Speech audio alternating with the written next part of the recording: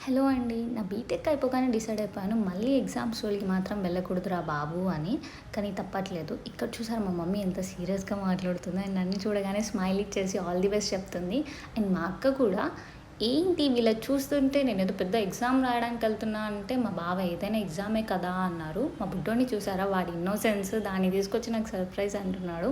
ఇక్కడైతే నేను ఫస్ట్ హైదరాబాద్‌లో ఉన్నప్పుడే నా స్లాట్ బుక్ చేసుకున్నాను. అండ్ నేనైతే నా నేటివ్ ప్లేస్ ఒంగోలులోనే అప్లై చేసుకుంటున్నాను. మీలో ఎంతమంది లైసెన్స్ టెస్ట్‌ని జెన్యూన్‌గా రాసి లైసెన్స్ తీసుకున్నారు? అండ్ నేను అందరి గురించి అనట్లేదు. కొంతమంది గురించే అంటున్నాను. అండ్ నాలాగా అసలు లైసెన్స్ ప్రాసెస్ కూడా తెలియని వాళ్ళు ఉంటారు. ఫస్ట్ అయితే లెర్నర్ లైసెన్స్ తీసుకోవాలి. దానికి 6 మంత్స్ వరకు మనకి పర్మిట్ ఉంటుంది. ఆ 6 మంత్స్ లోపు మనం లైసెన్స్ తెచ్చుకోవచ్చు.